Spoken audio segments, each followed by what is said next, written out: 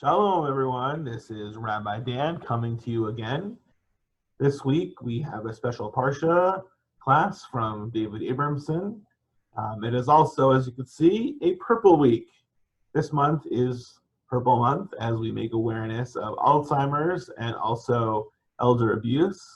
And so in addition to this week's Parsha class, I also have a few messages from some of our clergy around campus. Hope you enjoy. Hello, I'm Rabbi David Abramson, and next week's Torah portion is Parsha Behalotcha. I want to show you two verses from next week's Torah portion as they appear in the Torah scroll. Here are a few verses of next week's Torah portion. If you're an experienced Torah reader, or if you're someone who has gone up to the Torah for an aliyah from time to time, you recognize this particular style of calligraphy. This is the traditional Torah scroll calligraphy style. But there's another thing you may notice in this little sample from a Torah scroll. Before this passage, there's a strange symbol, and the strange symbol appears also at the end of the passage. Here are the first two words of the passage, and before those words, the strange symbol. But now that it's larger, we may notice something, and that is that this symbol looks very similar to that letter, because in fact, this is a backwards nun. It's the letter nun, the Hebrew equivalent of the N in English, and it's backwards.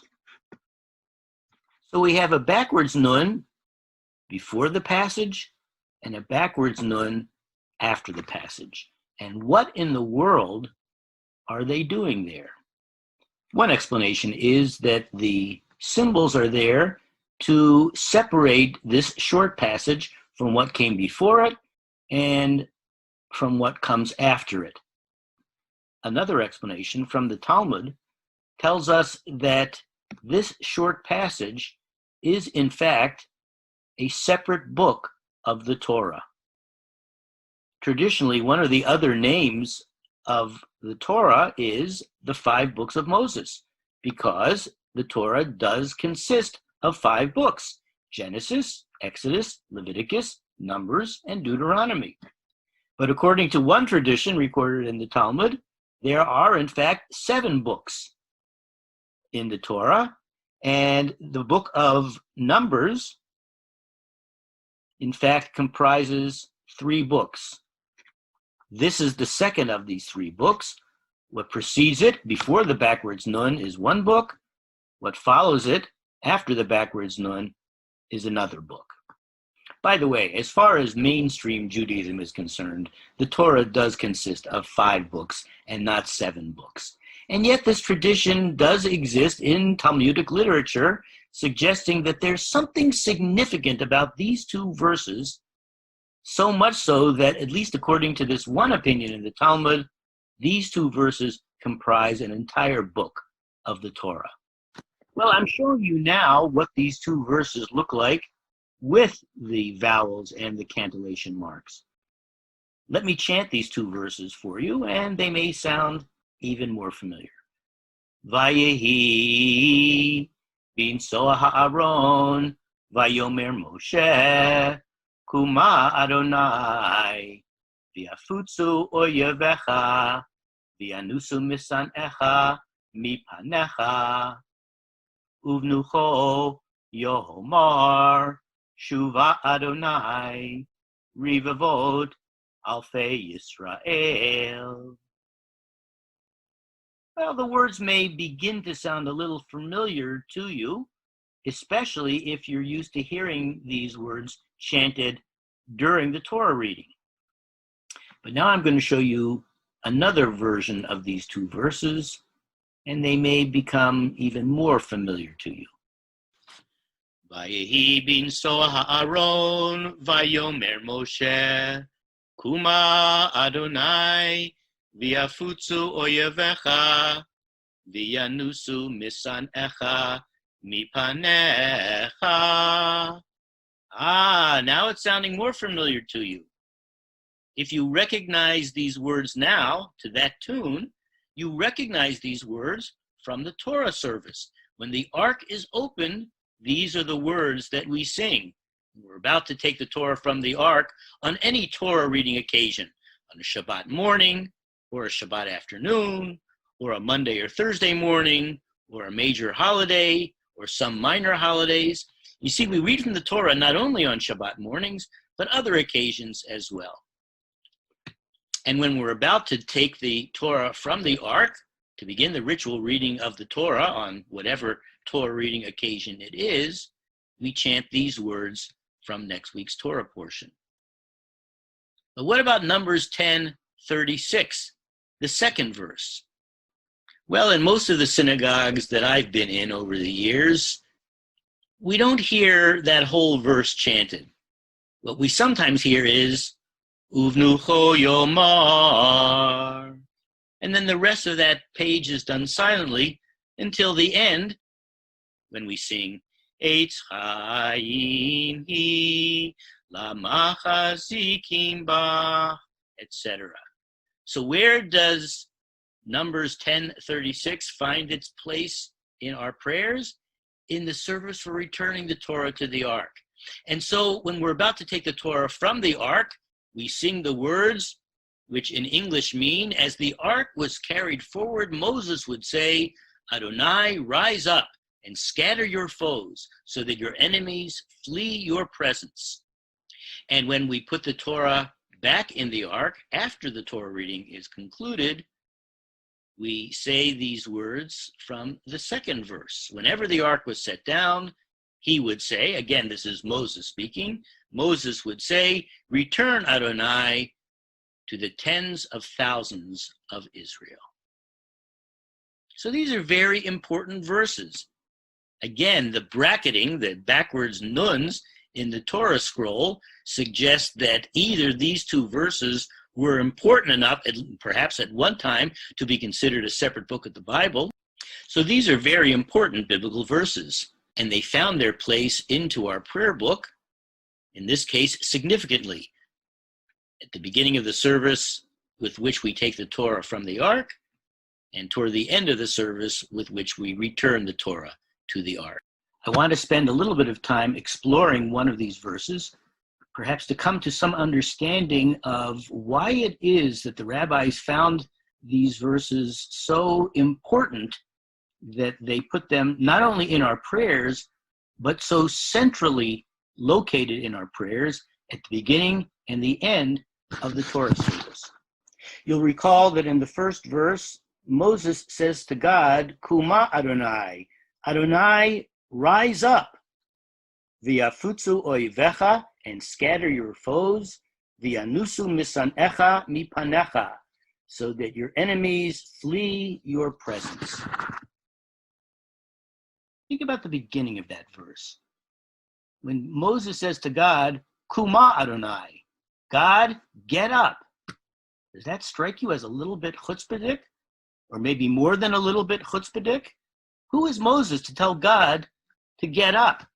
Where does Moses get the nerve to tell God when it's time to get up and move? Especially since Numbers chapter 9, verse 18 tells us, Al pi Adonai yisu b'nei Yisrael, at God's commandment the Israelites journeyed, the Al pi Adonai yachanu, and at God's commandment they encamped. So if the Torah tells us in chapter 9 that God will take the initiative to tell the Israelites when to get up and move and when to encamp, how is it here in chapter 10 that Moses has the chutzpah to say to God, Kuma Adonai, get up, God? Well, the Sifrei, a rabbinic commentary on the book of Numbers, gives us the following explanation. How can these two verses be reconciled? To what may this be compared? To a king who is going on a journey accompanied by his beloved friend subject. When he resumes his journey, he says, I shall not go forward until my friend gives the order. And when he halts, he says, I shall not halt until my friend comes along. The king is so devoted to his friend that he allows his friend to take the initiative. He allows his friend to tell him, the king, when it's time to move, when it's time to stop moving. And similarly, God loves the Israelites so much, and God loves Moses, the leader of the Israelites, so much, that God doesn't mind when Moses says, Kuma Adonai, get up, God, it's time to move. It's because of God's love for Moses. It's because of God's friendship for Moses that God doesn't consider it chutzpahdik for Moses to take the initiative. And I think there's an important lesson in this interpretation of the verse. Perhaps the lesson is that it's not only Moses whom God loves so much that God considers Moses to be a cherished friend. It's each of us. It's each Israelite. It's each Jew who is loved by God in this way. And it is our challenge, perhaps, to cultivate a sense of really being God's cherished friend, so that sometimes we can take the initiative and make suggestions to God at the same time that we try to be responsive to God's, well, not suggestions, to God's commandments. Our relationship with God is a reciprocal one. We need God, and God needs us. This, of course, was one of the central themes in the philosophy of Abraham Joshua Heschel, and one of his most important books was entitled God in Search of Man. Judaism is not only about our need for God, Judaism is also about God's need for us. And our challenge as Jews is to cultivate that sense of reciprocity, that sense of mutuality in our relationship with God. Shabbat Shalom.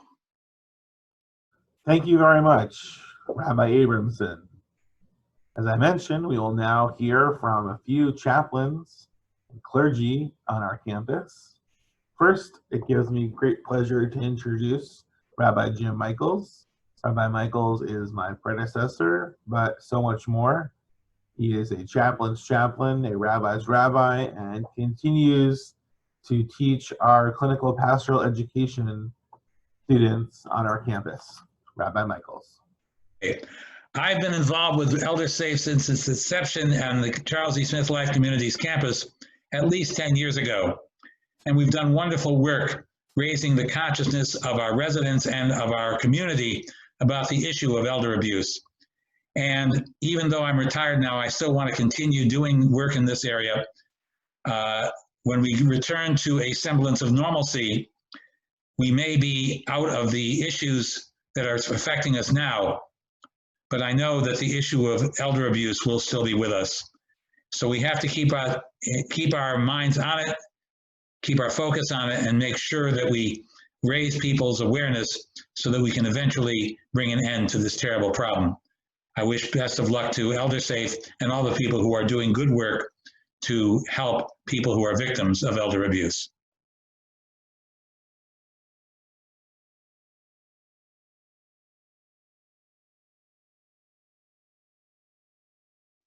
Well, hello, everyone at Landau House. This is Cyril. It has been a long time since I've been able to be there to see you, but I see you in my heart all the time, and you're with me in more ways than you can imagine.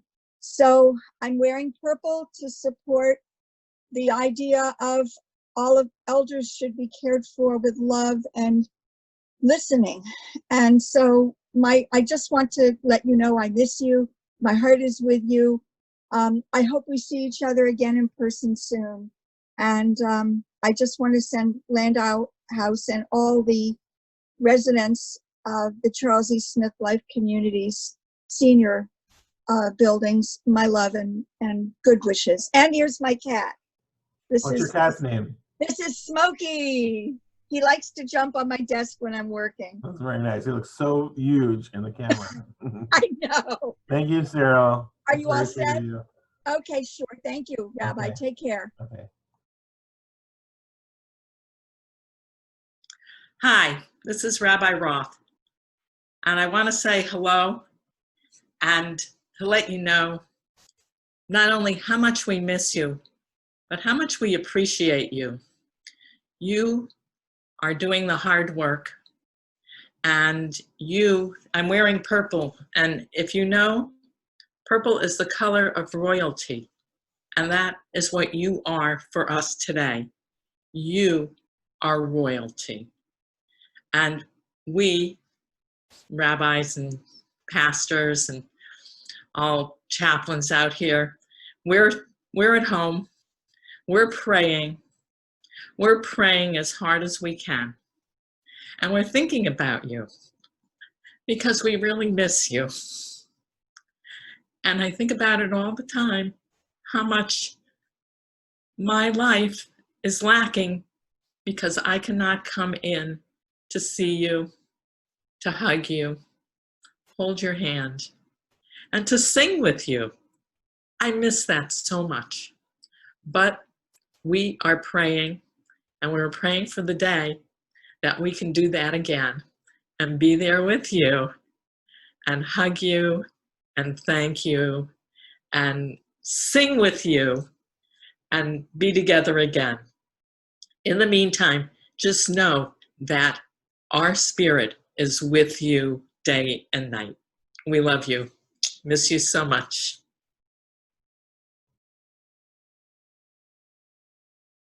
Hi, I'm Cantor Sarah Geller, and I miss being with you and helping people to welcome Shabbat. When we welcome Shabbat, we do Psalm 92, and I wanted to sing it for you. Tzadik katamar yifrach, ke'erez balvanon yiskeh, shetulim beveit Adonai, b'chatzrot Eloheinu yafrichu, od yenuvum b'seva, Deshenim merananim yiyu, lehagid ki ashar Adonai, turi velo avlatabo. And so this is Psalm 92. And in it we say that the righteous, a tzaddik, flourishes like a tree, nourishing everyone about it. And when it grows old, it is still fruitful and productive. And that's how we feel about our older citizens. And that's what we teach our children, that you need to respect and honor those who are older than you. And just like the purple, which stands for royalty, we should take care of our parents and grandparents like they are royalty. And when my dad lived at Landau House in Cohen Rosen, I was so grateful because people took care of him like he was a king. So we look forward to being together again in person.